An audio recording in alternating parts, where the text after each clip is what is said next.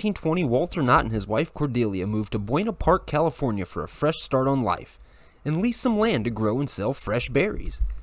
In 1927, they did well enough to buy their own land and build a permanent berry market along Route 39. They slowly expanded, and Cordelia opened a little tea room where she began selling sandwiches, pies, like that. The family then settled on a name for their business, Knott's Berry Place. But just like everything else in life, you get a little traction, and then tragedy comes smacks you in the ass.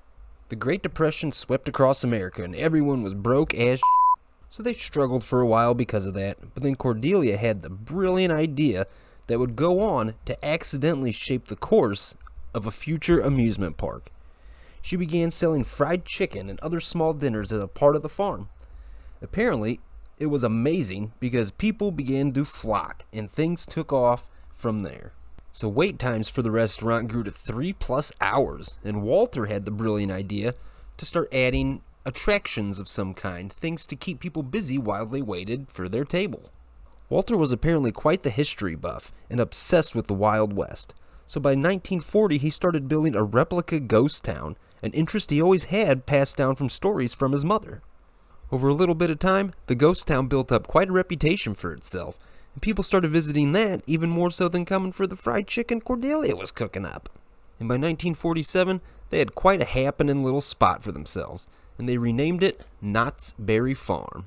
By the end of the 1940s, they added the Butterfield Stagecoach, a horse and buggy attraction that took you around the property. And 3 years later, in 1952, they one-upped themselves and built the Calico Railroad, a train ride that took you all the way around the park. By the 1950s, the country was changing. World War II was over, the Great Depression was over, and the country was now wealthy. So with a new healthy and strong economy comes new opportunity, and that means for everyone. As a crazy son of a known as Walt Disney was going to open a huge state-of-the-art amusement park in Anaheim, California, just 5 miles away, called Disneyland. So I don't know, but it certainly seemed like this might have altered the mindset of the Knott family, because during the 50s, they shifted more towards building amusement park attractions. And in 1954, we got the Haunted Shack, which was kind of a haunted fun house attraction with optical illusions. By 1960, they decided to go all out with the Calico Mine Ride, an 8-minute dark ride attraction filled with animatronics and adventurous scenery. Very cool ride. And it's still operating today, and it is considered an absolute classic in the amusement park industry. Like I mentioned earlier, Walter Knott was a history buff, and in 1966, he built an exact brick-by-brick replica of the Independence Hall in Philadelphia. It still stands to this day, just outside the park's gates, and is absolutely admission-free if you'd ever like to go check it out if you're in the area. By 1968, the world was definitely changing, and so was Knott's Berry Farm. So the decision was made to build a fence around the park and to start charging a daily admission price of $1. Walter and Cordelia's daughter Marion was involved quite heavily in the park's growth also. And in 1969, she kinda headed the first major expansion in a while. The Fiesta Village, coming with it Gasoline Alley, a classic antique car ride, the Walter K. Steamboat, and the Calico Log Ride, now known as the Timber Mountain Log Ride, with John Wayne getting the first ride for publicity. Bad. 2 years later, we got another expansion in the park, the Gypsy Camp area. Its identity looks a little confusing, but we'll get to that in a minute. Also that year, we got the John Wayne Theater, with the purpose to bring headlining performers from across the nation, to put more asses in the seats. 1973 turned out to be quite a significant year in the park's history, as they debuted Knott's Halloween Haunt, an annual Halloween festival where the employees dressed up in makeup and costumes, ran around the park, and scared the guests. A brilliant idea that's been copied a million times over by every theme park chain. It started at the Knotts. 1974 saw the addition of the Sky Cabin, a 225-foot tall observation tower which gave guests a bird's eye view of the park and some. Sadly, that same year, Cordelia Knott passed away at 84 years old. She lived quite a full life and played such a huge role in shaping such an amazing theme park. By 1975, it was decided that the Gypsy Camp area of the park was a no-go. So it was decided by Marion that it should be themed to the Roaring Twenties to pay homage to her parents in the era that they grew up in. With it coming Knott's Berry Tales, a family dark ride attraction, and the very first roller coaster at Knott's Berry Farm, and the very first roller coaster in the world to successfully take guests upside down. I'm talking about Corkscrew, an aerodynamics corkscrew model, which was such an innovative ride for its time, and it was mass-produced, and basically every theme park in the world had one. The very first one was at Knott's Berry Farm. The Knott's Halloween Haunt event was renamed to Knott's Scary Farm, which it is still known as to this day. 1976, we saw 3 new attractions added to the park. The Loop Trainer Flying Machine, a classic Schwarzkopf enterprise. You can never go wrong with those. The Motorcycle Chase, an aerodynamic steeplechase model. Very unique looking roller coaster.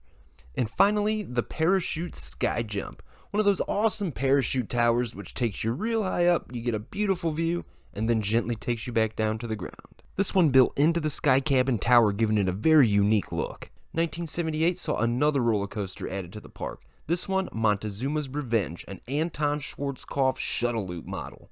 As we Tony Montana our way into the 80s, we saw the addition of the Dragon Swing, a classic pirate ship, and the Motorcycle Chase was renamed to Wacky Soapbox Racers. I f***ing love that name. A little over a year later, on December 3rd, 1981, Walter Knott passed away at 91 years old.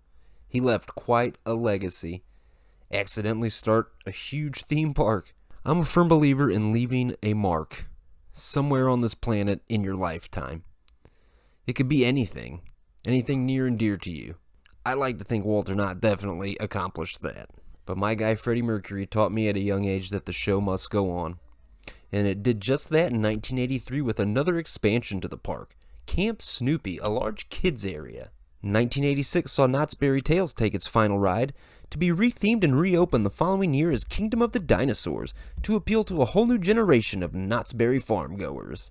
That same year also saw the addition of the Grand Slammer, a classic falling star model, can't go wrong, and the Tampico Tumbler, a very interesting looking ride which moves guests in a circular motion, while also moving guests in a forward up and down wheel-like motion. A very interesting looking ride that I never had the chance to ride. 1988 saw Bigfoot River Rapids come to the park, a classic Intamin river raft ride.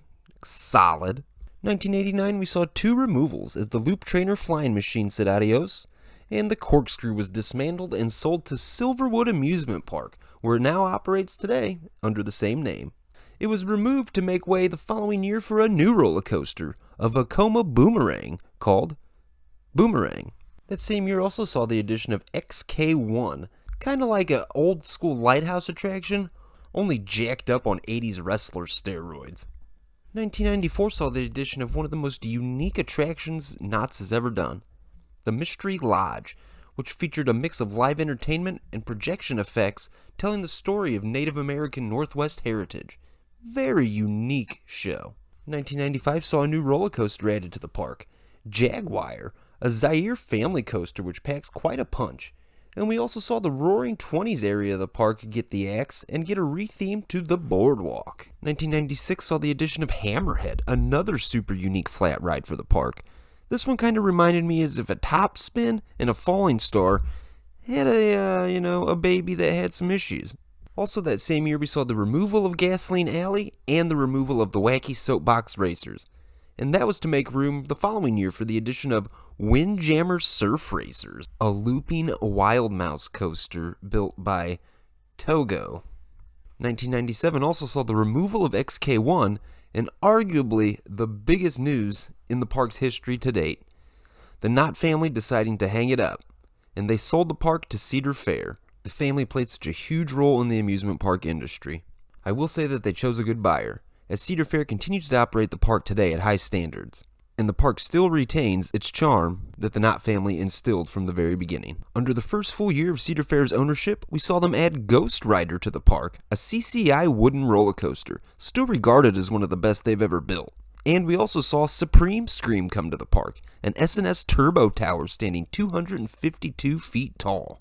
1999 saw the removal of the Sky Jump from the Sky Cabin structure. The new millennium saw the addition of the Perilous Plunge, a super steep shoot-the-chute raft ride. We also saw the removal of the Haunted Shack, which was kind of sad. We also saw the removal of that piece of Windjammer Surf Racers.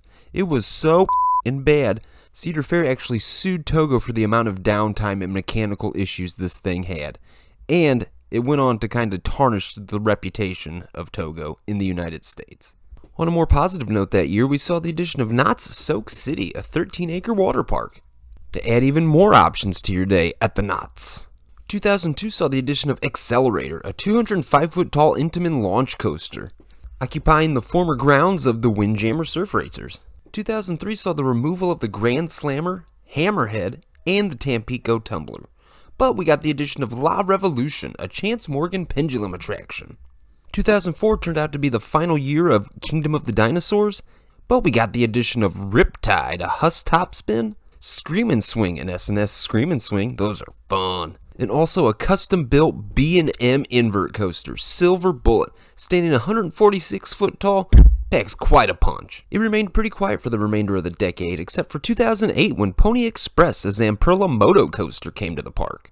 2011 saw the addition of Windseeker, the 301 foot tall Mondial giant chair swing. Those things are crazy. In 2012 we said goodbye to the Perilous Plunge as it was scrapped for pretty good reason.